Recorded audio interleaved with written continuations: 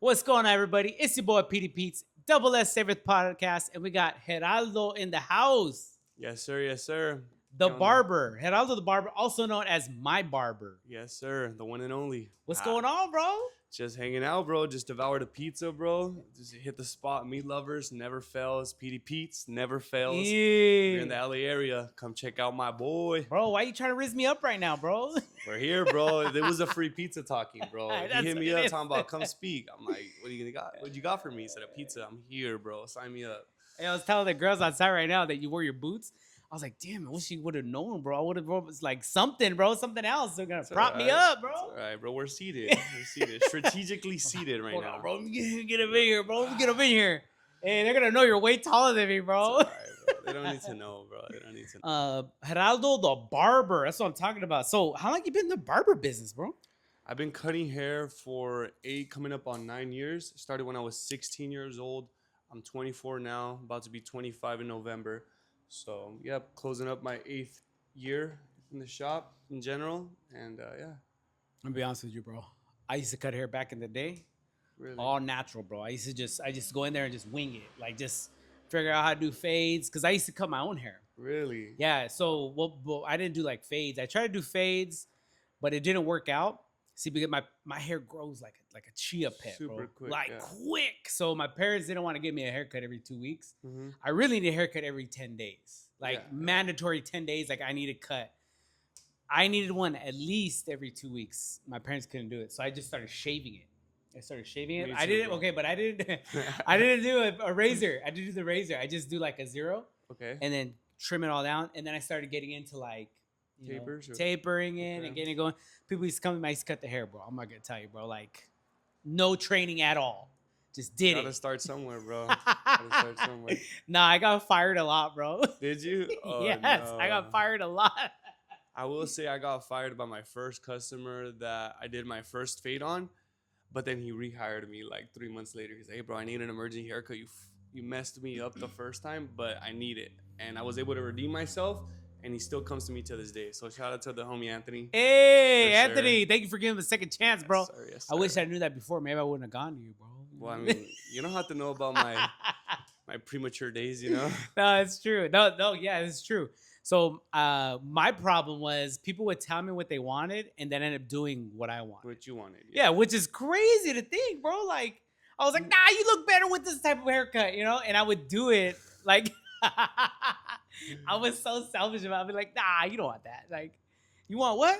I'm gonna cut it the way I want. It's funny you say that because that's actually a topic of conversation we have at the shop all the time where when you get started, you end up, like somebody asks for a low fade, right? You end up kind of taking too much off and you end up doing a high fade and you're like, you know Yeah. what, bro, I think you look better with the high fade anyways, you know? Oh wait, because it started coming out like a high fade. Well, yeah, because you started with the low fade, which is what they wanted. And let's say you're doing clipper over comb and you end up taking a chunk off or Yes. lightening it up too much upstairs. And now you got to stretch the blend to compensate, right? Yes. So we end up giving them a complete opposite haircut as to what they had asked originally. Now, do you see people's head and you're like, "There's no way we're gonna be able to do this type Yeah, of cut"? absolutely. There's bigger gentlemen that have a bunch of rolls and they're like, oh, let's do a low fade, but keep it under the roll because I don't want there to be a distinct line. And I'm like, bro, there's no way around that. You could shave your head and you're still going to see those credit card swipers on there, you know?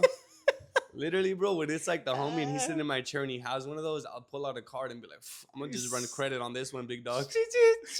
Yeah, just hear the all day. I would mess with people all day if that was the case. Okay, so the Yeah. barbershop, you could have some crazy conversations then. Absolutely. Everything from religion, politics to what's going on around the world, around our neighborhoods, just it's crazy being a barber. You hear different stories like every single day. Like my day is literally a roller coaster. For instance, somebody just told me they purchased a home. They're in escrow. I'm like, oh, that's beautiful. The next guy's like, hey, my dad just died. I'm like, damn. The next guy's like, hey, bro, my lady just had my daughter. I'm like, oh, that's awesome. Then the next guy talking about, I just broke up with my girl after 10 years. Would you consider yourself like an entry level like therapist? Absolutely. Really? Absolutely. Yes, absolutely. And I think what's the separating factor between just like somebody that cuts hair and a barber is the ability to listen and actually comprehend to a certain degree what the individual's going through, opposed to just providing a service. Well, okay, so I did take a training class for sales, Okay. and the sales lady, she was like, I was a sales rep. I was on the floor. That's where I started, and then I eventually got into selling, like being the overseeing manager, Mm-hmm. and then I started training classes. Now she would train groups of people, right? So Okay. she was like, "This is where I'm at now," and she says that the level of relationship that she would get with her customers, like she's doing retail, like selling clothes. She says she would get to the place where customers would come to her directly and they would talk to her. And because she was just so open to receive whatever they said, she said this lady's mom died. She came to the store, directly asked for her, and says, I just wanted to tell you, wanted to share this with you. Wow. My mom passed away, and I felt like I had to tell somebody, and you're the person that I wanted to tell. And she was like, you came to me? Like, and she realized like what she's doing. Mm-hmm. She realized that she's an outlet for people. Even if it's Absolutely. just like they're coming in to get pants and they just are opening up about conversation about their family, and she's just open to it. But she's there because she wants to make a sale. So she gets it, embedded in the life of these Mm-hmm. people. So I can see how easily, like you're there for an hour, and then you build relationships with people, Absolutely. Yeah. and they come and they talk to you. So that, now that I think about it, shout out to Shannon, Shannon. my stylist. She's my stylist, not a barber. Okay. Yeah, she knows a lot about me. I believe it. I believe A it. scary amount. Yeah, I know about me. everyone's darkest secrets for sure. It's insane. Hey, well, you come here a couple of times, so it's coming, bro. It's coming. Yeah, yeah. Feel free, bro. Open up. I always lend you an ear. But it's funny you say that, and I think it's important to recognize and remember that people don't care how much you know. They care about how much you care, right? So if Okay. you can simply lend an ear and actually listen, there's a difference between like hearing them and listening to them. Hearing them, like I hear a sound, boom, okay. Listening is like, okay, I heard the sound, now I can identify it, right? Yes, yes. So I think if you can be slow to speak and quick to listen and actually truly listen to what the customer is telling you, that's going to pay dividends in the back end long term, opposed to just being like, yeah.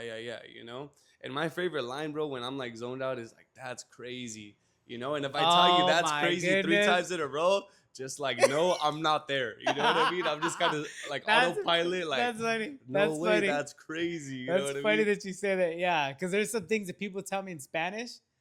They tell because I don't understand all words in Spanish. course, I don't know if yeah. you know my Spanish is very broken. So Broken, I'm yeah. learning more as I go.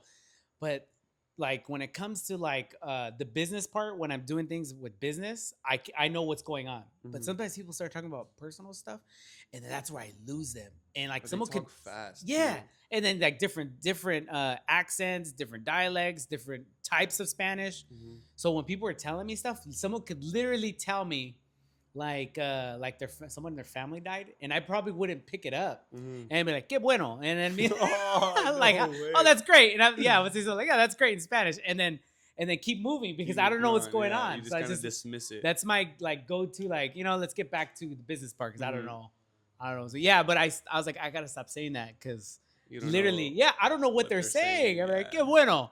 Let's move on to back to the glass to, and the to windows. business. Yeah. That's Okay, so barber. What made you go into being a barber? funny story. I can give you the long story short. My buddy and I were bored at school one day. We got home, hopped on Instagram Live, and we pinned a comment that said, comment random things for us to do. So the first comment was like, crack an egg on your head. So I look at my buddy, he looks at me, and I'm like, bro, let's do it, All right, So yeah. we go to my kitchen, homie Easy, cracks an fun. egg on my head, kind of rubs it in, and we had like maybe 5 or 6 viewers. And then somebody comments, eat the raw egg. So I look at him, Oof. he looks at me, Oof. and he's like, if we get 10 viewers, I'm down. Next thing you know, Who we ate got, the raw egg? He did, because I cracked the egg on my head. So now we're Did he going throw back up? and forth. Did he throw up? I'm gonna get there. Hold your horses. Hold your horses. So we go into my bro. kitchen, we crack the egg, we separate the egg white and the egg yolk, and he's like, I'm only gonna eat the egg whites. I'm like, cool. So he smashes it, boom, all on Instagram Live. 2-3 minutes go by. He's like, I don't feel good, bro. It's not sitting well. We go outside, boom, homie starts throwing up, bro. Keep in mind, all of this is on the live, right? Somebody says, cut his hair. He looks at me, I look at him, I'm like, bro, let me cut your hair. He's like, hell no, hell no. I'm like, come on, bro, look, check this out. I've cut my brother's hair one time in the past. I gave him a 2 all the way around, and I shaped it up, and I did not mess him up. How about I give you a 2 on the sides? He had like a comb over at the time, right? Yeah. I was like, I'll give you an undercut, 2 on the sides, and I'll shape it up. And if I mess it up for whatever reason, I'll take you to a local barbershop and I'll pay for the cut, Oh, yeah. And he's That's like, nah, no the brainer. live's going crazy. at this point we probably have like 12, 15 viewers. He's like, if we can get 20 viewers, I'm down. A few Okay. minutes later, bro, we lose a few viewers. And bam, those guys go tell their homies to hop on. Next thing you know, we got like 30, 40 people on there. Whoa. And we're in my garage and I'm just giving them a 2 on the side, shaped it up. Later on that week at school, I had countless guys come up to me and like, hey, bro, I need a cut. How much are you charging? I'm like, bro, it was literally for shits and giggles, you know? Yeah. And then I heavily started considering and entertaining the thought of it. Like, man, I've always enjoyed being at the barbershop. I've always looked up to barbers. They were always the cleanest, fresh kicks, like fly attire. And I was just like, man, what's the separating factor from them and myself besides the simple fact that they took the time, energy, and focus to learn the craft? Yes. So right then and there, I was like, you know what? I looked at my sister. I'm like, I'm going to be a barber. She's like, really? I'm like, yeah. So for the next 6 months, bro, I would go to school, finish my work, and any free time I had, I was just watching tutorials, how to do shear work, how to do razor work, how to do fades, tapers, comb overs. So initially, I was just learning off of YouTube. So I would say I'm like a YouTube built barber. Yeah. So the first year and a half, just trial and error. I would try one technique. Didn't really come out too good. Tried a different one. It came out a little bit better. Stuck to that one for a little bit until I found that I was like, okay, I kind of got the hang of this breakdown. Let me try something else, right? Okay. And I would go to other barbers and kind of shadow them. Like, hey, can I watch you? Pretty much see how you tilt the comb, how you kind of control the scissors, right? Yeah. Just trying to acquire all the knowledge, right? Stumbled upon a barber school not too far from my house. And I had already kind of spoke to the director. And she kind of gave me the rundown. It's like $3,500. You need like, I think it was like $1,700 down, and the rest you could finance. So I kind of planted the seed with my dad. I'm like, hey, like, would you be open? I know you said you're always gonna pay for college. Like, would you be open to pay for barber college? He's like, I don't know. And I'm like, come on. I set up an appointment just to go check it out. Yeah. At the time, bro, I was slinging like candy at school. I was recycling copper and cans and stuff. So I had like at least like 2 bands stacked up, you know? Really? So I'm like, you know what? I'm going to play this smooth. I'm going to pretend like we're just going to go acquire information and I'm just going to drop the down payment and sign up for school. Like I already had this little devious plan cooked up, you know? So me and my sister and my dad, we pull up to the barbershop and it was a barber school that was held at a barbershop. So we get to the barbershop. I make connections with the barbers, introduce my dad and whatnot. She gives us a rundown as far as the terms and conditions, all that good stuff. And she's like, yeah, so I mean, just drop like $1,700 and we can get started. And I was like, cool. I pulled out the money and I put it on the table. My dad looks at me like, where'd you get that from? And I'm like, well, I've been recycling. I've been stacking my chips. And he's like, yeah, like I'll take over the payments until you finish. I'm like, bet. So I signed up for barber school that day. And I was going like every week, 1 day a week. And my first month in, I got my apprentice license, which allows me to cut hair in the barbershop under a licensed barber supervision. And I was doing that, bro. My second weekend in the barbershop, I get hit with a $1,000 fine by State Board, which is like the OSHA for the barbershop world, right? Yeah. So pretty much they pulled in, rated us. That's a thing? Oh, dude, they come in hot. I'm talking about everybody got fined at least like $500 over hair. Over hair, yeah. So what? They came in hot. I can understand the cleanliness part, but is it like was it a cleanliness? They're very meticulous. So for instance, you know how when we drape you, we put like a neck strip. If they find that on the floor, it's like a $50 fine just for that simple like. And you could honestly, it could be right next to the trash can, but if it's not inside a covered and labeled bin that says trash, it's a fine, right? For instance, if you open up a gel container and you see hair fibers inside, like somebody had hair in their hands and went in there, yeah, that's fine. What? So yeah, so I can see the cleanliness part. Most of it is cleanliness, but they also have rules and regulations. Like you need to have either a permit and have your sponsor be there, or you have to have your license. If not, you can't cut hair in a business. Sounds like a scam. So literally, bro, 2 weeks in, I got fired from the shop. They're like, we can't let you cut here until your sponsor's full time or you get it situated. So I went back to the backyard. So it's nothing to do with you then. It was just the fact that they weren't following certain guidelines. Exactly. I mean, the both of us, man. right? Like the both of us, right? My sponsor wasn't there. I technically wasn't supposed to be there. They opened up the opportunity for me to go and I took it. Me should have been more responsible. I should have been like, you know what? It's cool. I'm going to wait till my sponsor's there. But I was so excited, bro. Like, they invited you to go to work, you know? Bro. That's I feel like they should have known that, though. Okay, so it's funny you say that. So because they invited me to the shop that day, they're like, you know what? We're gonna cover the expenses. I was like, cool. They're like, we're gonna pay the $1,000 fine for you and the $1,000 fine for the business. So technically, it was a $2,000 of a fine, right? Oh, bro, years later, when I'm finalizing the process to get my license, they're saying like, oh, you have a remaining balance of like $1,200. You can't get your license until it's paid. I'm like, well, how was that acquired? And they're like, oh, I guess you got a fine in 2018. And I reached out to the director, like, hey, I thought you guys took care of this. And they're like, oh, we took care of our part. I'm like, well, back then you said you were gonna take care of everything. They're like, well, we only paid 800 towards it. So I had to pay an additional $1,200 just to get my license. And now that I got my license, though, it's smooth sailing. You know, it's smooth sailing. Whoa, But yeah, that I sounds gotta like make sure I'm up to par with all of their standards. If not, I'm gonna get fined. no, for real. That's I didn't know it was that serious in Oh, the dude, barber they come in game. hot, bro, and it's crazy because like they'll come in and they'll be like, "Everybody, stop what you're doing and stand by your station." They come in with a camera and just take pictures of everything in the condition that Oh it's in, bro. shoot! Yeah, it's like That's you get so raided by like serious. SWAT team, bro. Like What it's in the insane. It's world? insane. Yeah. Okay, so let me ask you this then. COVID, I had to have a secret knock. I Yeah. used to have a barber that would cut my hair, but you had to have like a knock. Okay. You couldn't just like go because all the barbershops were closed. Of In course. California, it was Yeah, crazy yeah, out it was here. diabolical. So I had a barber that would let me through, but you had to have the knock. And they would cut your hair in dim light. Like they covered up all the windows and Yeah. everything. And you go in there and cut you up real quick. And there's cash only.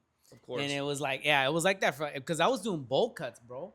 I was put a hat on and just cut the line right here. No way. Bro, it was bad. That's It was a mushroom up here. Yeah, yeah. I was just cutting the line and then like jump in the shower. And if I put a cap on, bro, I look clean. You look I bald, look yeah. clean. And then as soon as I take it off, I was like, damn, what's Just going keep on over that there, hat on, bro? Just keep the hat on. You How know? was it with you in COVID? So at the time, I was working at a shop in Chino Hills. Shout out to Jeremy and Traditions. They gave me an amazing opportunity to cut there for about, I want to say 10 months.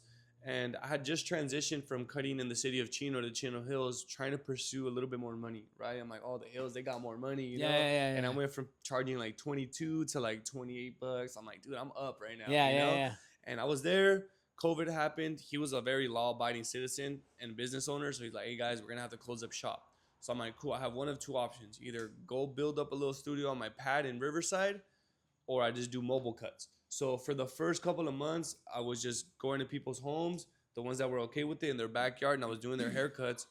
And then I found out about a shop in Chino that was still running their operations as normal. They just blocked off the front and let people into the back. I'm not gonna disclose the name of the business. Now that I know, but shout out to them. And yeah, they opened up the opportunity. They're like, hey man, we got one chair. Come on in. Shout out, but no shout out. Yeah, anonymously, right? So yeah, I joined the team right there, bro. And a few months later, some of my old coworkers were out of luck with no shop, and I'm like, hey, come here, bro. So I started connecting the dots. I brought in about 3 different barbers that were like top-notch barbers at previous shops that I worked at, and then we built this awesome team of like the top 10 barbers in the city, bro. And we were operating highly out of the back door. You know what I mean? With the front blocked off. Bro, because I can imagine, even though we weren't allowed to go anywhere, bro, I was like, just to get a cut, you felt good. Like, you felt good about yourself. You felt way better. COVID was like the change of trajectory for the barbering industry in its entirety, because that's when haircuts doubled. I will say this though, being completely transparent, all of our supplies went up, bro. Before, machines were like 60, 70, at most $100. Now the machines are 220, 250, 300, 375, right? So there's inflation on the machines as well as the disinfectant, bro. Cool care used to be $5-6. Now it's like 13, 15, 16 bucks. After COVID, everything skyrocketed. And it stayed the same. But likewise, our prices during COVID, they went up because now we're at risk, and they stayed up. They didn't drop back down to 20, 25 And I'm bucks. guessing the fines have gone up. The fines have gone up, especially with the sanitation aspect of things. They want to make sure that you're taking above and beyond, you know what I mean? To be able to make sure everything's disinfected, which is definitely acceptable and valuable, but at the same time too, like, how realistic is that I'm gonna spend 15 minutes after every 30-minute client to make sure everyone's clean? Like, no, I'm gonna just do a quick run. I wonder how the food industry is like when it comes to that, because because I have to go through health inspections as well.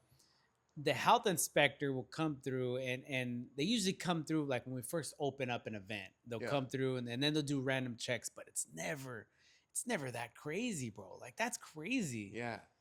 Like, fine, oof, bro. Yeah, I couldn't handle one fine. Like, not one of those fines I couldn't handle. Yeah. Like, I'm such a small business that it's like, one of those fines. I'm They'll like, bro, close you somebody's got, down. yeah, somebody got to go home. And it somebody's ain't got, me. somebody's got to go home because money ain't working today because I gotta make that money back. Like, whoa, that's crazy. So I ended up working at another shop shortly after, and he's like, "You could work here, bro, but you gotta have at least like 4K stacked up, right?" He's like, "Because you're gonna pay for your fine and my fine, right? Because at this point, pre-COVID, the fine was $1,000 for the barber and $1,000 for the employer, and then it doubled, right? So yes, with COVID, everything went up."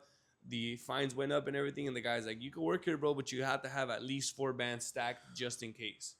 Okay, in case they come through and Yes. then and we get a fine. Of course, yeah. Really? To pick up both sides of it.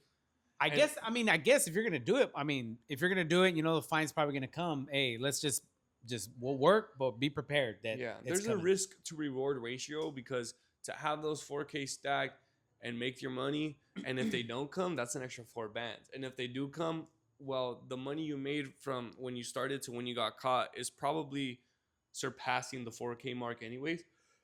Excuse me. So it kind of balances out, you know what I mean? Yeah. That's crazy, bro. So if you guys don't know, because I wanted to say this on camera, because we've met each other in passing. We met each other at Yes. like Bible study, and then I knew he had cut hair, but we've talked briefly from time to time. And then I talked to you like officially when we started. You started cutting my hair. And when I first met you, I was thinking about, I was like, I should just get him on the podcast. I'm gonna invite you the first day, but I didn't because I was like, this dude talks like an infomercial. Like he's just You think throwing, so? yeah, he's just throwing up all the Oh. stuff he read. No, but I kept talking to you. I was like, oh, this is just how he talks. This is how he is. Yeah, I like this is remember his the last life. time you came, yeah, you're like, bro, like why do you do this? I'm like, that's just how I operate and how I live my life. And you're I was bro, like, this dude talks like, I was like, he's just giving me, like, this is what I thought. I was like, he's just telling me like what I want to hear. Mhm. Like I'm sitting in his chair. He's like probably has like a Script. go-to script that he's Yeah. just like throwing up and just going through. And I'm like, bro, like I'm not one of these regular dudes. Like just talk to me. Mhm. And then I talked to you the second time, and I think another time, and I was like, oh, that's just how That's he just is. how he is, yeah. And then I was like, all right, let me pick this brain a little bit. I was like, okay, walk me through your process. And then you started walking me through this process of how you developed this other job you have in the background.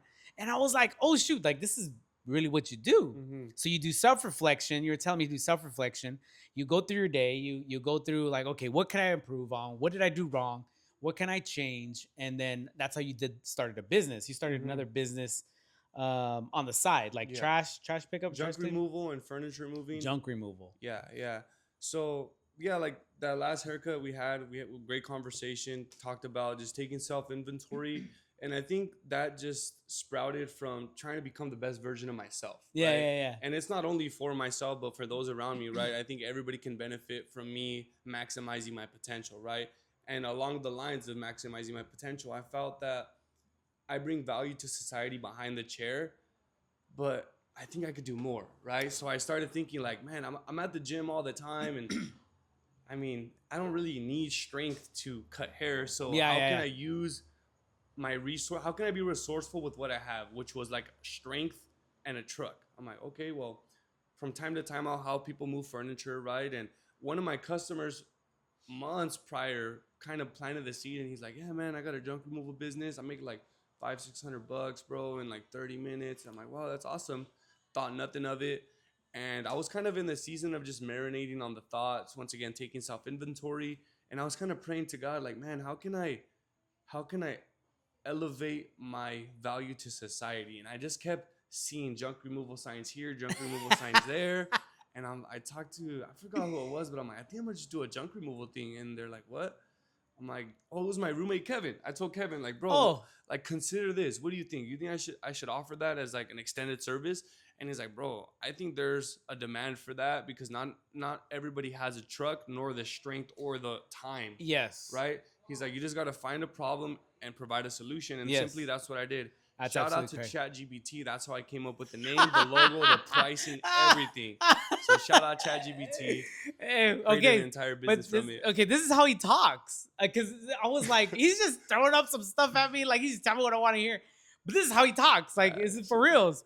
So then I was like, oh, this is really what he does. Like, he really do self inventory Yeah, and really absolutely. take your life, because I do want people to hear this, like especially guys. You got to self reflect. You got to do inventory. The things, what are your strengths? What are your weaknesses?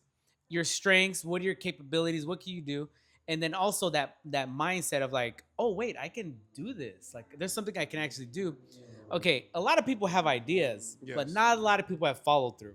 Mm. And I want to talk about your follow through because Okay. you landed a job, you landed your junk removal job Hmm. before you even had a trailer to unload it. Yeah. Yeah. So okay, I do. This is what I before you get into the story. Pressure. I Pressure. feel like pressure is the biggest thing we need, not just as people, but as men. I feel like pressure is what gets us to that next step. Like the idea and the vision becomes a reality with Yes. pressure. My pizza business, I give myself 2 months to figure out. Never touched the pizza oven, never touched dough, never rolled out a piece of dough. Don't even know where to buy cheese.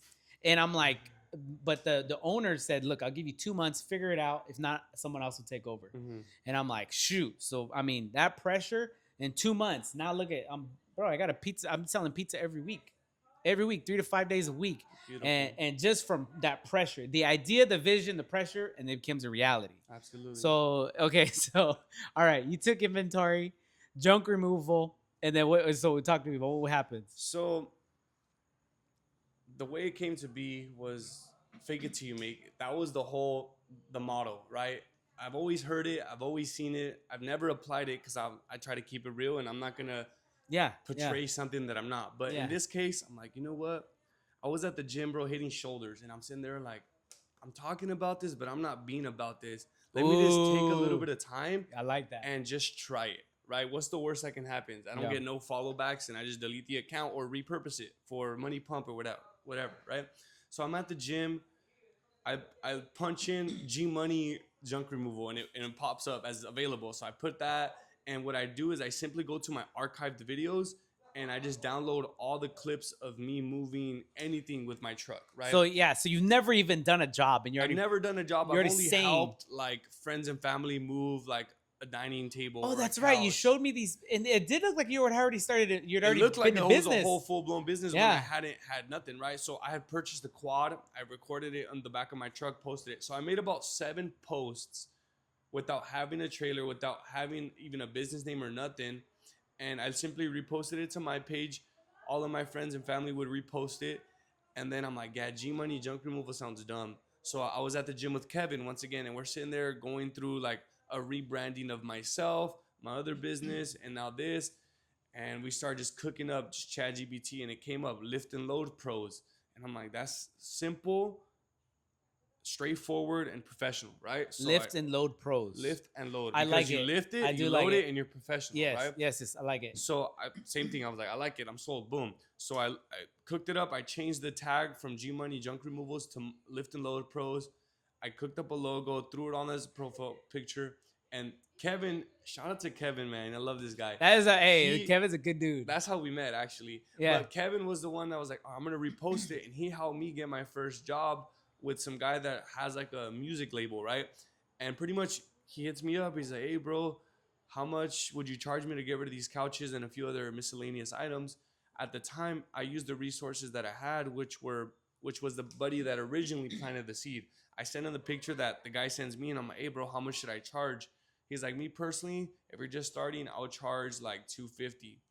But at the time, I'm like, bro, that I can't justify paying that because I don't know the market value, right? So I told the guy, you know what, bro, shoot me 180. He's like, all right, I'm down. Can you come Saturday morning? This is like Thursday. You felt 250 was too expensive. Yes. Really?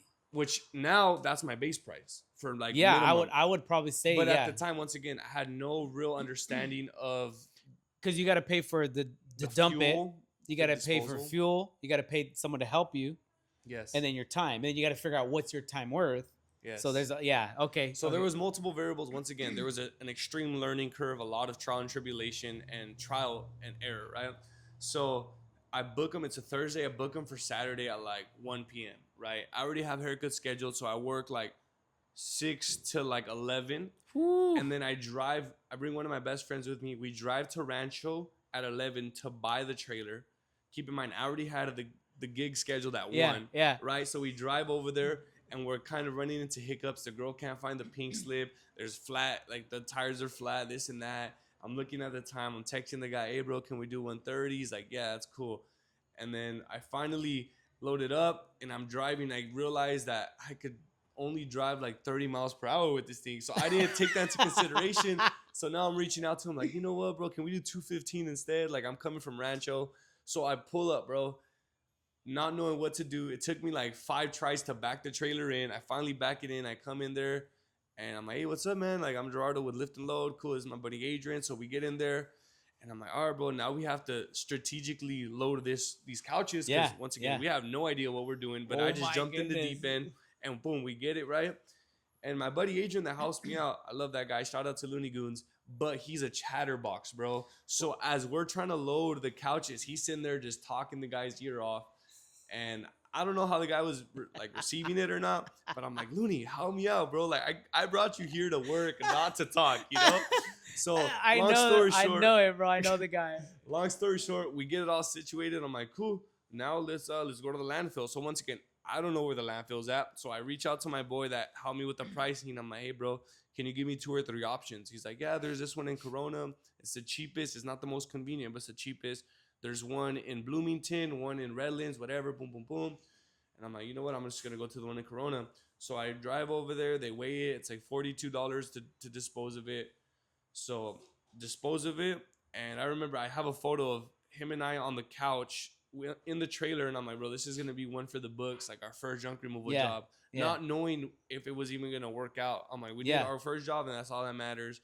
My initial investment for the trailer was $2,000. And I was able to capitalize and barter with Kevin on picking up some machinery for him at 2 different locations. The first job we traded for prints on a shirt. I ended up getting like Lift and Load custom t-shirts. And then the other job that we traded for was like magnets for my truck. So for bartering with one of my best friends and just making the simple investment of $2,000, now I had a full-blown business that that never crossed my mind. You know, so it was literally simply like just faking it till you make it, portraying that I had a business going without having it going.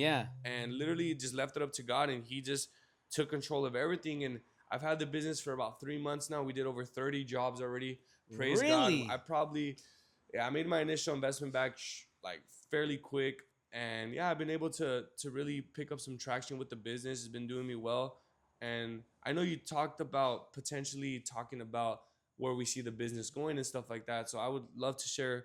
Long story short, right now, I'm the one that's putting in the labor, right? I'm exchanging time for money. But I feel like that's a scalable business that is replicable, right? I think cutting hair, like I can teach somebody to cut hair, but not all of my clients are going to want to sit with them because they can still probably cut the same, if not better than me. But most of my clients don't come to me because I'm the best barber. They come to me because I'm a personable person, right? So I'm thinking like when it comes to junk removal, they don't care if you're a personable person or not. They just need their fridge gone, this couch gone, right? So I just need to teach practicality and efficiency, right? So the one guy that came with me since the beginning, the plan is for him to take over like management of the company, purchase a whole other truck and trailer for it, and produce a self-sustaining business that I can now make passive income, right? But I got to build a name for it. I got to build a reputation and a book of business, which I'm already slowly growing, right? I did one person, I dropped some business cards off, and that one person got me like 4 or 5 other jobs, right? So it's not about what you know, it's about who you know, right? Absolutely. So that's why I'm really big on like joining and collabing to grow our networks, because if my network can get tapped into your network and vice versa, we're all going to win. That's because I just think the way you came up with the idea, and then also you don't even have a trailer and you're just like, I'm just gonna do it. And then the first job, you got that pressure to get it done. And you're like driving over here, driving back, initially dropped $2,000. That's probably pretty much all you put into it. Pretty much. Besides that, I had to pay like $160 for registration, and the tail lights were blown out, so I paid like another $100. And then all the wood on it was a super fixer-upper. All the wood on it was corroded. So my dad had some plywood at the house, and I'm like, hey, man, like, can I buy that off you? And he's like, what do you want it for? I'm like, oh, I want to fix it on my trailer. And he's like, all right, I'll do that for you. I'm like, how much? He's like, just give me a 30-pack of beer. I'm like, say less, bro. So for $30, man, my dad supplied the wood and installed it for me. And apart from that, really, I'm in the green. Everything else, Yeah, yeah, probably yeah. like $2,500 is my initial. That's what I'm investment, thinking. Yeah, and the rest is just all green. bro, that's a good startup Yeah, right there. yeah. And then it's just you're doing it all when you have time, in between being a barber. Yeah, so typically the days that I try to schedule these jobs are for sure like a Monday, Tuesday morning when it's slower at the barbershop, Yeah, yeah, or yeah. like a Saturday morning because most people work, Monday through Friday. So, excuse me, if I could set them up on a Saturday at 7 a.m., then I'll pull up, I'll block off my time from 7 to 10, and that gives me enough time to get to the job site, load up the trailer, drive to the landfill, unload it, and then go back to the shop, and then I'll cut hair from like 10 a.m. to like 8 p.m. or What's 7 the p.m. biggest job you've had so far? There was two jobs that are tied up. Both of them required multiple loads. The Okay, so one of them was from Rialto to Isabel, right? Homie texts me, "Hey bro, I need a quote for a washer, dryer, and 2 fridges and a couple miscellaneous items." I'm like, "Oh, from where to where?" He's like, "From Rialto to Eastvale." I'm like, "Oh, I got you for 220." Mm-hmm. Right? Mm-hmm. Thinking like, okay, this should be a quick one. I'm gonna pull up with the dolly. I really don't need no help, bro. We get there and he's like, "Cool, it's gonna be this, that, and the other." And I'm like, "Okay, I see one fridge. I see the second fridge. Where are the washer and dryer?" And he's like, "Oh, they're upstairs." I'm like, "Oh, you want me to bring them down the stairs?" Ooh. So we ended up doing three loads total, 2 moving jobs because he was moving from one house to the next, and one junk removal job because he didn't want the couches that he had or whatever. So yeah, that day was super labor intensive, bringing a washer and dryer from the top story down, load it up, and we drive to the new house. And guess where the laundry room's at the new house? Also upstairs, bro. So my buddy and I are moving up this washer and dryer, bro, and I'm sitting there drenched in sweat, bro. I will also say this: when we got to the original house, the washer and dryer were still being used. So What? he's like, "Yeah, just undo them." And I'm like, "Cool." I'm sitting there fighting with the gas hose on the dryer for like 15 minutes, bro. Wait. Finally break it, and it's hot, bro. It's boiling hot. So I literally layer up like 2 towels on my face, and I'm carrying it like this down the stairs, bro. And I'm sitting there like, I'm gonna charge them more for this. Like, No, I don't. yeah. Wait. So these people thought that you were gonna unhook everything and hook it back up. They just Yeah. What the I'm sitting there like, heck? bro, These I'm a people are- moving company. I'm not your No, yeah. handyman, No, yeah. But that job was quoted originally at 220. I charge them $50 per item to bring them down and $50 per item to bring them up. Plus, I extended it for the junk removal job, so I ended up making $1,000 in 2 days. Wow. Well, that's. I mean, Which you would know. once again, but super labor intensive. Like, man, I could have just been cutting hair in the AC, chilling with the homie. You know what I mean? You know what's crazy, bro? You surprised how many people can't like move stuff? Like I moved my fridge, my deep freezer. I moved like 3 times in this year. Just mishap. Just something went wrong, and one other thing happened. And I tried to make something work. That didn't work. It's been a mess. Anyway, I've had to move like 3 times, and each time it's like my sofa's easy. Yeah. I have a sofa that has a bed in it, easy to move. Like I could do this all by myself. Now the only ones I've kind of had problems with is my fridge and my deep freezer. Okay. And like I've asked people to help me in the past, and like people will be like, everyone's willing to help out. Hey, let me know when you need help. Yeah. I was like, but my schedule's crazy, so we have to move like a Monday between 10 and 12. Like this is That's all the only time I window got, bro. Because yeah. business is business. And I'm gonna keep making money. I'm not gonna stop. So Yeah. when I get time, it's like when it's happening, it's happening. So I was like 10 to 12 Monday, be there or just whatever. Or don't. And so nobody can make it. I already kind of knew. So I'm moving by myself. I moved my fridge, my deep freezer. I learned I could just do it solo. Yeah. Solo. Like I'll strap it up to my dolly and I can pull it up by myself. I mean, Figure I it have to out. gut it, but Yeah. but it's not as hard as I thought it was gonna be. I was like, oh shoot, I could do this. Half the jobs, bro, have been simple. It's just people that are lazy and they have the financial resources to just pay somebody else to do it, or they're simply like they only have cars at home and they're like, man, I can't move it. You know? Yeah, I get when because at the end of the day, I wouldn't do it myself either. If I Right? had the money. Yeah, if I had the money too, I'm gonna delegate the task to the next guy. You know? Heck yeah, hey bro, hey joke removal pro, bro, let's go, bro. Lift and load pros, bro. LLP. Lift and load, pro. Wait, but you're lifting You and lift load. it and you load it and you're a professional. Oh, so it's not just junk removal then. No, I have a whole list of services What? on the business card. Shoot that, bro. Yeah, because I was thinking it was just junk removal. Well, that was the original thing, but then I figured I could branch out and offer so many different services Yeah, yeah, with yeah. the truck and trailer. Well, So yeah, because now that you're moving stuff, Lift and Load Pro, guys, furniture moving, garage cleaning outs, junk removal, drop offs, donation center. That's probably a good one right that there. is that's old Mattress and people. They're gonna box have a spring bunch of disposal, yes, bro. LA people just throw stuff right here in yeah. South There's a Central. fridge right in the corner. Yeah, that's Like, so bro, what? crazy. They dropped a full blown right The here in South LA. They dropped a full blown fridge. Just threw it on the side of the street. You know why? Because the city takes care of the homeless people's trash, so they're gonna so come they'll out just here. pick it up. Yeah, it's people who live around here that don't want to pay for junk removal. Yeah, no, I'm not even surprised, bro. Nah, it's bad out here though, bro. It's honestly a problem, and I wish people didn't do it as much, but it is what it is. So okay, so we got into a little topic off camera, and I don't know how much you want to talk about, but we talked about a little bit about your previous relationship. Yeah, You were married at one point, which is crazy. How old are you? I'm 24 years old. Bro, and you've already been married? Yeah, That's crazy. I think I got married at 22, but I do think it's important to talk about. You don't want to go into too many details, but you are divorced. yes, we're in the Um, process of it, getting that yeah. getting that going. I think it's important because as guys, as men, there's mishaps. Things happen. We make decisions with the women that we're dating, and we think this is the right decision. But we're young. Sometimes we're dumb. Sometimes we're stupid. Sometimes they're in the same situation. But now, if you could share a little bit about what's Yeah, going on, man. absolutely. So my previous relationship, we met in high school. Prior to that, she was like a friend of a family friend. So when we would have like big parties, she would come over. So I've Oh, always okay. seen her. I used to bully her brother. Like we'll have like a Yeah. jumper slide, and I'll push that fool off. Like this is my house, you know.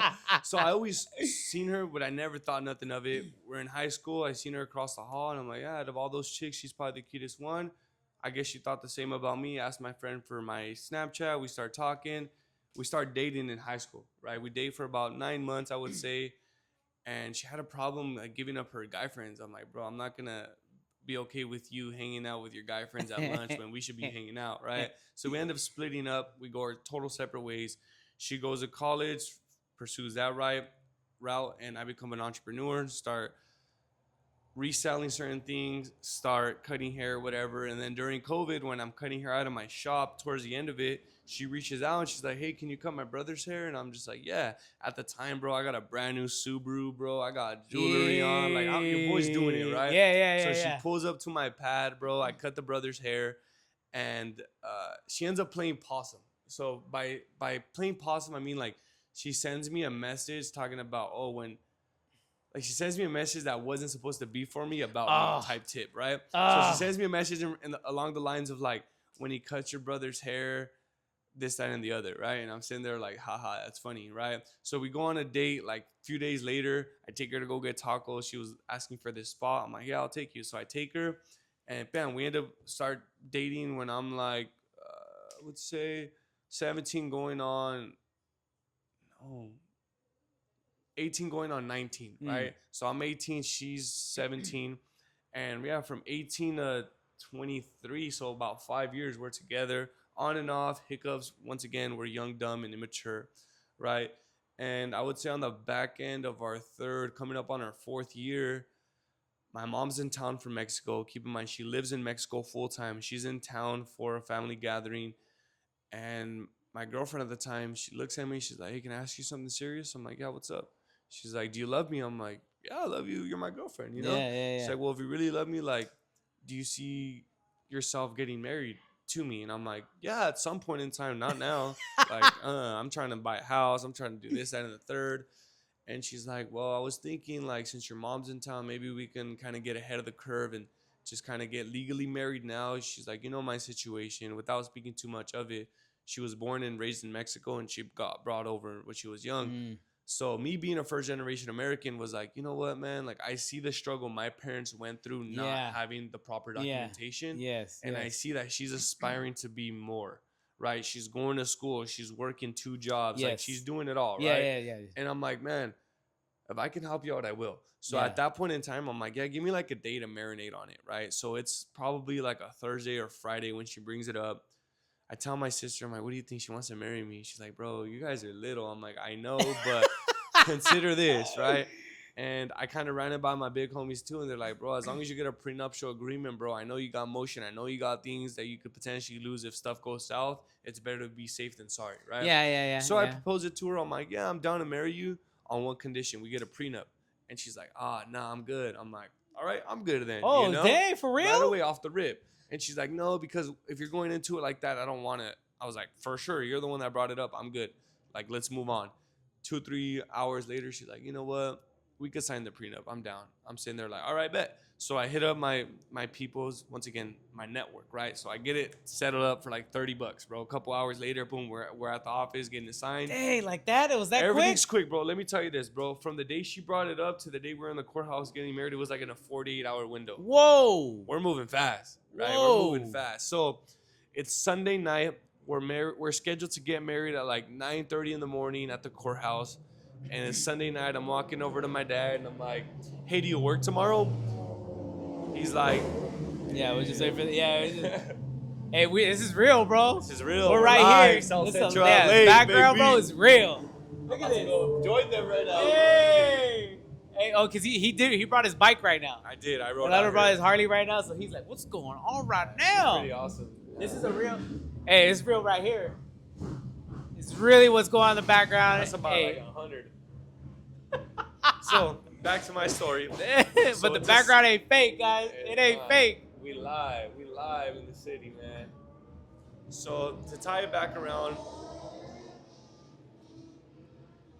I know, bro. Hey, that triggers you, bro. You want to jump in? that's all right. I have Jump my in the fair share of that. So to bring it right back around, it's a Sunday night. I walk over to my pops. I'm like, hey man, you working tomorrow? He's like, yeah, I work every Monday. I'm like, oh well, I just want to extend the invitation. I'm gonna get married tomorrow if you want to come. He's like, what are you doing? Like, you're dumb. You're tripping. What are you doing? I'm like, yeah, like, consider this. Like, she don't have her papers, man, and I love her, and I see myself building a future with her, this and that, and we're just gonna get ahead of it. But don't worry, I got a prenup. And he's like, a prenup? You don't even got nothing to lose. And I'm like, you don't know that. You don't know about the $5 I got in my piggy bank, Pop, you see the chains? You see the I'm like, gold, see, bro? this is an investment. You see the Subaru out there, bro? So at the time, he's just like, estás menso, mijo, estás menso. And I'm just like, you're just hating, And I told my mom, and she's like, that's a really big step, mijo. They're trying to discourage me without discouraging me. Yes, They're just allowing me to marinate on the thought of it, right? Yes. So I'm sitting there like, you know what? I'm already knees deep in this. Like, we're gonna do it. So the next morning, 6 people present in the courthouse. It's my mom, my sister, my brother, her mom, her sister, her brother, and us 2, right? So a total of 8 of us. It's a Monday morning. We're sitting there. We don't even got rings, bro. Like, we have no rings. They bring us literally, I think we went to Walmart the night before and got I got a silicone one and she got like a copper one. And we're literally in the courthouse, bro. We say the I do's, we sign the paper, and I'm literally, it feels like I'm signing my life away to the military, bro. Ooh. Like, my stomach's tight. Bro. I'm just like, Ooh. damn, I'm really doing this. That's right a now. sign right there, bro. I know. I should have just. Well, because before you could see, you're very young. Mhm. I got married at 22. My dad gave me a similar talk. He pretty much kind of told me like, hey, look, you don't got to jump in right now. There's plenty of women out there. Like, you don't got to just jump in right now. And I'm kind of feel like me and you're kind of in a similar boat. Absolutely. I felt because she was kind of in a bad situation, Captain Save All type, I'm like, I want to rescue her. I wanted to, and she's pressuring me, right? Because she's putting that pressure on me to like, hey, you got to take care of me as a woman, right? Yeah. And when your parents kind of give you like that, hey, look, I don't know if this is the best decision right now. Mm-hmm. It's kind of a red flag that maybe you shouldn't be making the right decision. Yeah. Right. Plus, you're very young, and you're just kind of like, yeah, what could go so wrong. We love each other. We're, things are good. There's not a lot to lose, so you're kind of like, what could do it? Yeah, let's do it. Whereas now, like, my parents have met Helen numerous times, and my dad would be like, we like her. My mom is like, we love her. Like, we really like her. So if you guys want to take that step, these are green flags that like, hey, you're giving me my blessing. Now, when I got married the first time, my parents were kind of like, hey, pump the brakes. Sure is what you want to do. That is an automatic sign. Like, hey, maybe I should take a step back. before I Yeah. jump in. I think putting your pride to your side and putting your pride to the side and being open minded to the advice, whether it's from a valid source or not, because like in Spanish they say es por tu bien que te estoy Mm. dando este Mhm. consejo, you know? So I think if I would have stood there and maybe considered it, whether I like my parents or the certain people that were telling me these things and kind of just took that into consideration, I probably wouldn't be in the place that I'm at. But it was more or less like, I got this. I'm gonna be all right. If like, what's the worst that could happen? I could just get a divorce and we'll be on our way, right? Yes. I think the other thing is, as men, it has to come from you. It Yes, has to you have come to from take the man. initiative. The Absolutely. man has to be the one who's like, this is what I want, and nothing's gonna stop me. Nothing's Hmm. gonna get in my way. This is what I want to do. I want to marry you, whether it's today, tomorrow, or next year. And I'll ask your parents, whatever you want me to do, I'm gonna do it. It shouldn't be she's telling you we need to get married. It's If funny. it's coming from her, ooh, I'm telling you, bro, It's it's funny a you real say that thing. because now that I'm thinking about it, all of the failed marriage individuals that I've spoke to is typically doesn't work out. Not necessarily saying that it's because of the women that provides the pressure to do it, but from what I've seen, that when the women pressures the man to get married, it doesn't work out. Maybe because the women have a different perspective on the marriage or whatnot. But from what I've seen, a few failed marriages have been because of the women bringing up the idea of marriage and kind of pushing that on the Yeah, man, right? yeah, Which was the case for the both of us here. yes, But I think you're right. I think as a man, you need to take initiative, and if you don't want to pull the trigger on it, be patient. Todo a su tiempo, as they say, and in due time, you'll know when and who. You yes. know what I mean? No, absolutely. I think it is absolutely there. I think with my parents, my grandfather, this is old school. Hmm. My grandfather pulled my dad to the side and he was like, "Hey, what are you doing? If you're not interested in getting married, then get out." Yeah. Straight. My pop was like, "Oh shit, like what?" I'm Do out. he's like, "Hey, if it's not what you want, then leave. Hmm. Don't even waste my daughter's time. If you're not interested in getting married, then don't even bother. Like just leave." Because I think they were dating maybe like a couple months, but my grandfather was like, Stood on yeah, he business. was like, Yeah. "Hey, look, you if you're gonna marry my daughter, then you need to get to it." Like they weren't even that old, but my grandfather was like, "Hey, look, like I got men asking me to marry her, and they've Hmm. never even dated her. Like, I mean, there's like dudes in the Different. Yeah, neighborhood, it's different. like even like his friends, they were friends with my grandfather because they were like, I wanted to get to my uncle. I mean, there's 10 kids, so 5 women, 5 boys, but some of them are there just because they want to date one of the Of daughters. course, yeah. So they're just like, hey, I'm interested in so and so. I'm interested in so and so. But he's like, look, I got people asking. Damn So near bidding on her. if you're not interested, then get out Kick of the rocks, way. yeah. Woo, bro. Tell you, some of that old school stuff is good though. Sometimes you need that, like, oh shoot, is this what I want? Hmm. And that's really what you have to ask yourself. Is this what I want? Do I want to be with her? And if I do, then nothing's gonna get in my way. And I think it really comes down to the man. The man Yeah. has to know what he wants. If you're what he wants, then it's like, oh shoot, I got to get serious about this. So Absolutely. that's absolutely a flag, I think, if you're in a relationship or looking there. So Hmm. yeah, so it ends up ending, and now And yeah, so we got married. We were married for close to a year, and it was just like continuous issues, man. And I felt like this is the way I explain every time this topic gets brought up. I explain it like this. So she started dating Gerardo 1.0, right? Gerardo was consuming drugs, selling drugs. He was a player at one point, had a roster, this and that. She started dating that guy. She helped him turn into Gerardo 2.0, which left the slanging behind, took barbering serious, grew, started pursuing a relationship with the Lord, right? Gerardo 3.0, which is maybe who I am now or who I was not too long ago. Gerardo 3.0 simply just workouts, works, goes to the gym, takes his ministry seriously, and is just on this self development journey, right? But she was with Gerardo 3.0, still accusing him of the activities Gerardo 1.0 was yes, doing, right? yes, So it was yes. hard for her to grasp the idea that people change No, and people grow, that's a real right? thing. So she would always accuse me of cheating, this, that, and the third. And 95% of the time, I was just chilling, Yeah. you know? And for instance, she'll be like, "Oh, you went out with your friends. I know you're gonna get drunk and you're gonna cheat on me." And I'm like, "I'm simply on a Thursday at Buffalo Wild Wings drinking one beer, watching my 49ers play, and my phone's just Okay. going off, going off." And Can't watch the Niners or yeah, what, my friends girl? are like, "Bro, your chick's a burnout." I'm like, "I know, bro, I know." And yeah, simply, bro, it ended on one day. Long story short, I took my dad, his wife, her, and myself on a double date to a Dodgers game, Cinco de Mayo.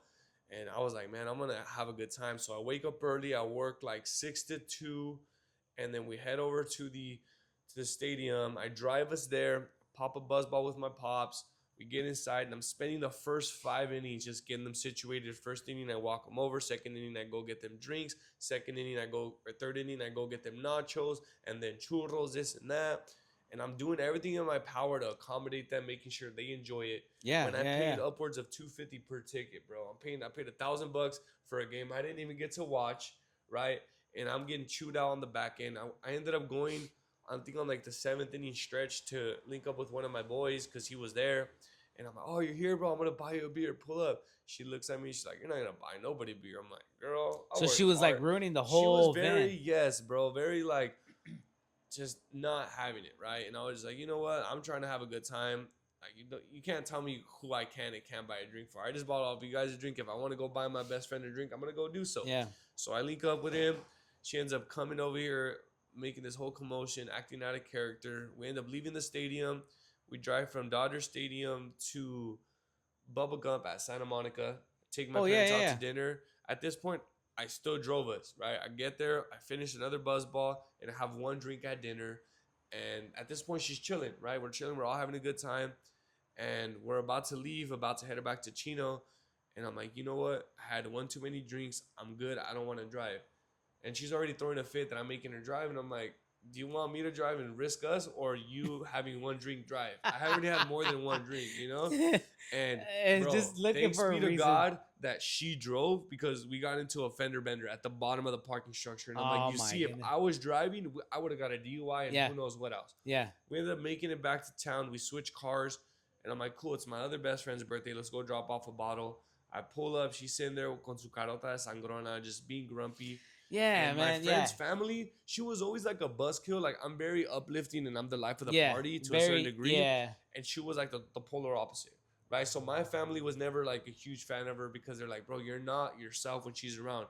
Te tiene como un niño yeah. regañado, She's you got it. know? Yeah, She's all the like, time. right? Always And at the breaking. time, Yeah, I was like, oh, it's cool. Like, she helps tame me, right? But on the contrary, like, no, she was actually making me somewhat miserable, yeah. right? But at the time, I couldn't see it.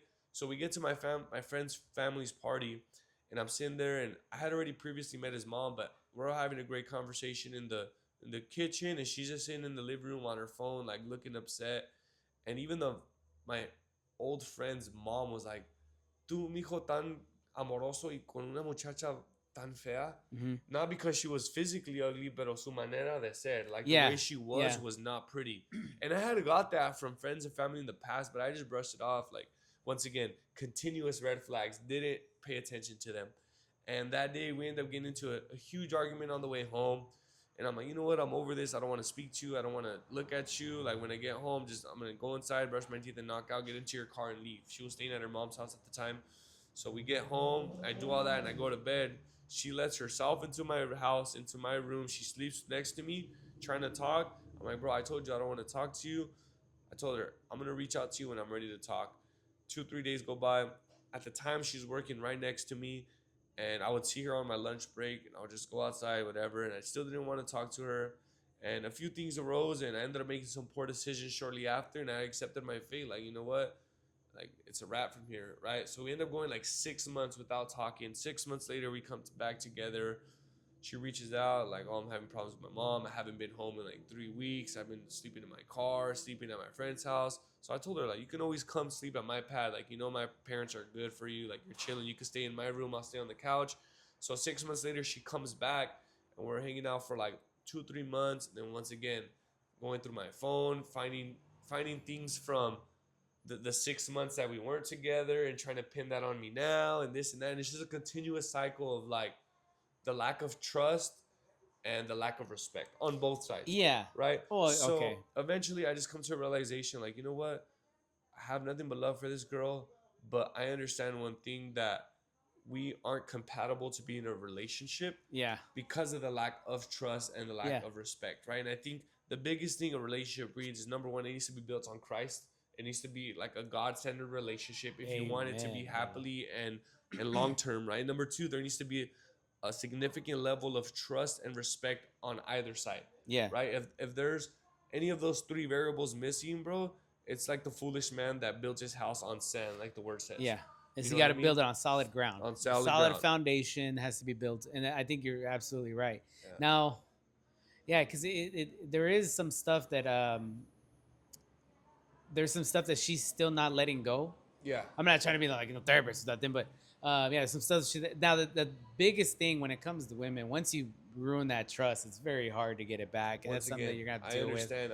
I'm Yeah. okay to deal with the repercussions of my actions, but I just was asking for some leeway, some leverage. Like, come on, consider X, Y, and Z before you pin this on me, Yeah. right? And I understand. Like, you know what? Hey, I'm human. I make mistakes. I fall short of the standards that you have set for me and the standards that I have set forth for myself. Yeah. But I need some leverage. I need some grace. Cut me some slack. No, for real. Yeah. You know? Because me and Helen have been building, and one thing that she doesn't understand completely is the business aspect. She thinks the business aspect is also part of the relationship. I go, no, no, no. You Those guys are, need to differentiate those are that two because separate things. It's very different. So we've had like trouble with that in the past, and I had to, like, when things calm down, I have to explain it to her. Like, the business is it's something that needs to grow. It's something that I need to continuously like work on. It's never something that just like, oh, we just shut it off at 5 p.m. It's not how it works. Mhm. 5 p.m. the oven's shut off, but 5:30 I'm already thinking about the next event, thinking about the next gig. I'm thinking about where am I picking up supplies. I'm thinking about what am I going to post, and then how am I going to get people to keep coming out. Then I'm also thinking about the podcast. Who am I going to get on? Who's going to come? Like, it never ends. Like, it's never stops. So I've had to like sit her down and explain it to her. And I was like, look, the best thing to do is if you want to get closer to me is just get involved. Mhm. Jump in. Yeah. Because there's plenty of stuff to do. Absolutely. You want to edit? Let's edit. We can edit together. You want to help me make pizza? Let's do that too. You want to help me find people on the podcast? Let's do it. Like, getting involved in what I'm already trying to envision is what I want to, is what you should do to help me and to get closer to me and stay closer to me. Plus, she has this vision of buying this house. Mhm. And I was like, our day to day is not going to buy a house in Yeah, California. definitely It's not not. happening. We have to move farther away from LA, at least 100 miles Mhm. to get a somewhat of a decent house at somewhat of a decent price, like, Mhm. well, a cheap price. So I'm like, if you're thinking house and you're thinking and you don't want to go far away from LA, then we got to find something and have another source of income that's going to get us there, because these 9 to 5s are not going to make it, right? Definitely not. So yeah, sometimes it just takes a little bit of explaining. But yeah, I mean, I learned from my first marriage. I like that you said Geraldo 2.0, 3.0, because I think the same thing. There's Pedro, PDP 2.0, PDP 3.0, and it keeps growing. And then you have to find somebody that's gonna grow with you. Absolutely. and they're gonna be Absolutely. 2.0, 3.0, 4.0. It's like, before we were this, but now we're this, and it's like you continuously evolve, because today you like buzz balls, tomorrow you like wine, and it's just a different version of you, different type of person of you. I used to drink beer. I don't drink beer anymore. Now mainly me and Helen drink wine, and then now we rarely even drink because we're so busy, so much movement. Yeah. Every now and then we'll just pick a Saturday. Let's just go to a movie, Chill. Yeah. drink a little bit of wine before, go home and finish up the night with a bottle of wine and a movie or whatever. So yeah, bro, it's continuously. Yeah. I think if you find somebody that supports your vision and your dreams just as much as you do, if not more, that's your person. You Ooh, know.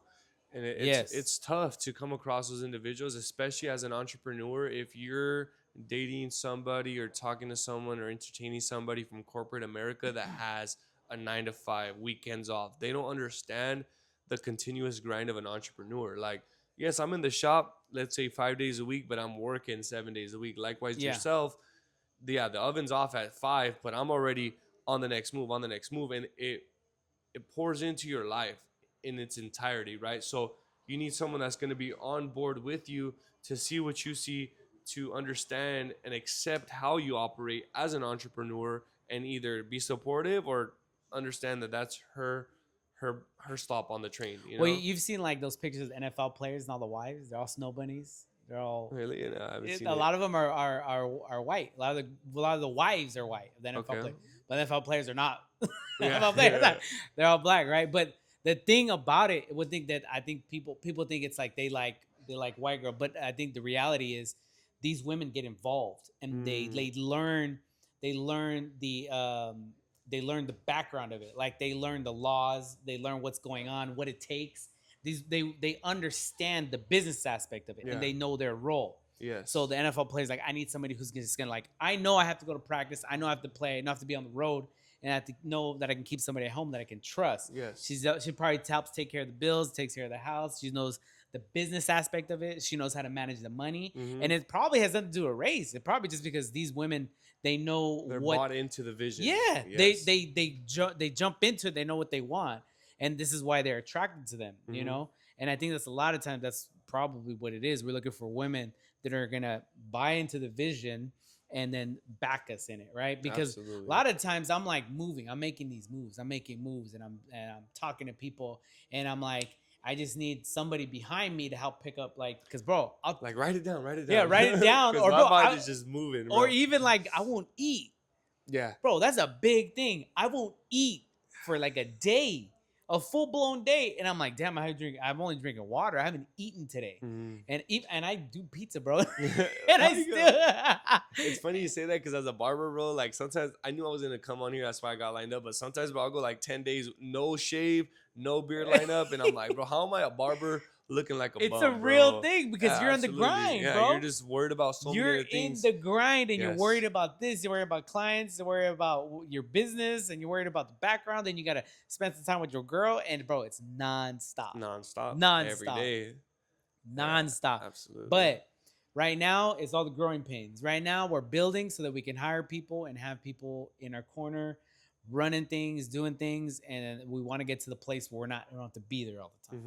Where you Yeah. don't want to be the one in the grind and the sweat and the heat and all that. And you have people running, and you got 2, 3, 4, 5 trailers running, and then That's the you're goal. just that's the goal, bro. Yeah. That's yeah. the goal, and you need someone in your corner that's gonna help you. Cheering you on. Yes, And just helping you out with the background making sure you stuff. eat, making sure you get lined up. It's funny you say that because with this new girl that I'm dating, that was one of the non-negotiables. I told her like, hey, I need you to do X, Y, and Z. But the biggest thing is like, make sure you cook my meal prep for me because my mind is operating at such a high capacity that food is the last thing on my mind. For real. So I don't want to think about what am I gonna eat, when am I gonna make the time to eat. I'd rather just have my meals in the fridge.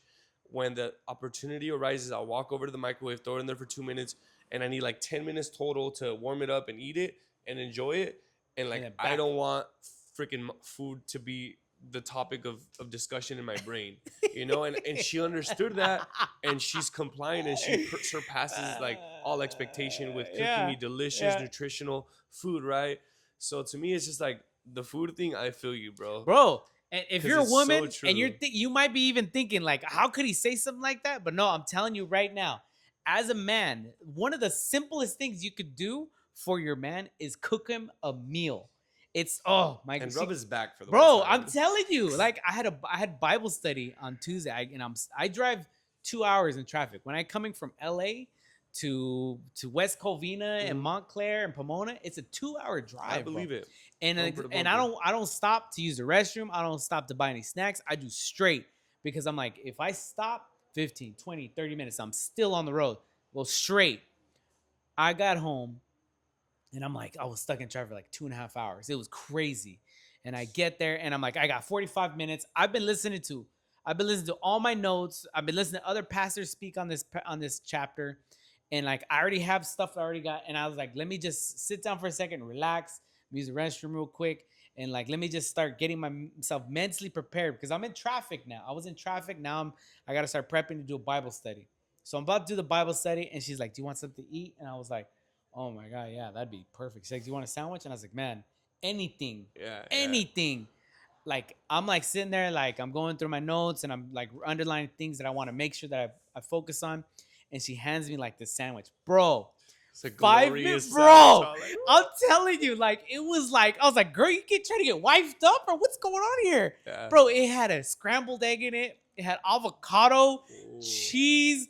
It had cooked ham. She warmed up the ham. Fire, fire. And then like, bro, it was like 3 layers. It was like 3 layers of bread, and like just like in each layer there was like Little something. Big Mac Bro, style or what? it was crazy. I was just like, girl, what are you doing? Like, you trying to get married like today or what's going Right on? now. And she handed me like this, like it was like a carbonated cold, like soda Mhm.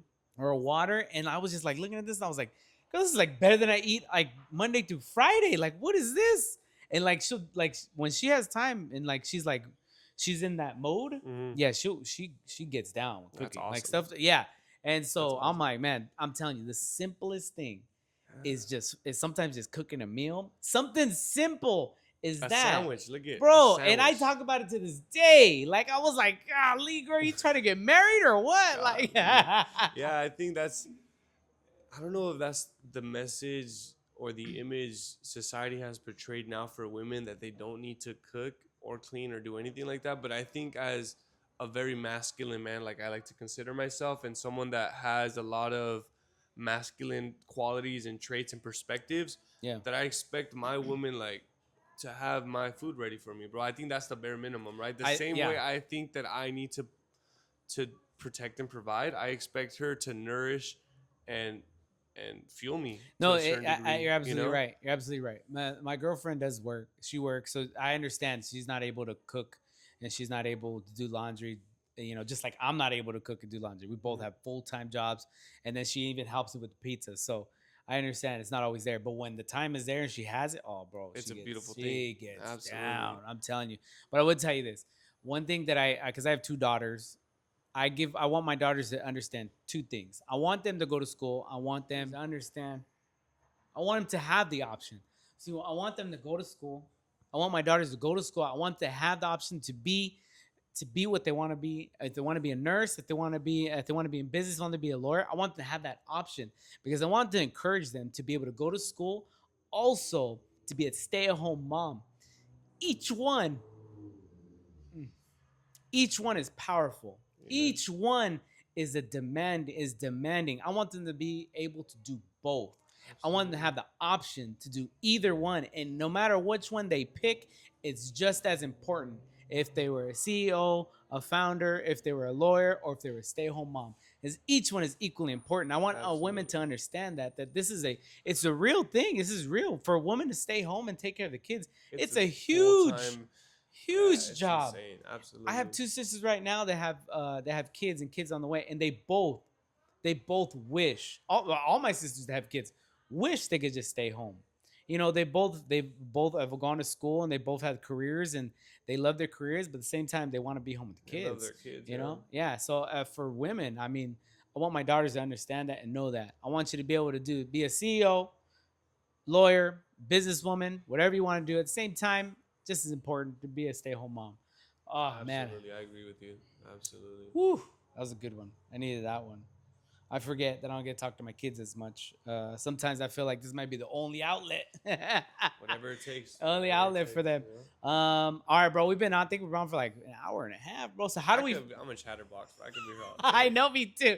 Hey, so how do we find you, bro? How do we find you? How do we find I'm Gerardo on the barber? Instagram at the real Gerardo Ledesma, because I keep it real 24/7. Feel free to follow Lift and Load Pros, and also I brought you some stickers. Money Pump. For the fitness clothing brand that we got cooking up right now. It's called Money Pump. At Money Pump, at Lift and Load Pros, and at the real Gerardo Ledesma on Instagram. And yeah, don't forget PD Pete's Let's the man. go, guys. Let's go. It's your boy PD Pete's, guys. This is Sable for the podcast. Double S. Let's get it. You guys have a good one, guys. Yes, sir.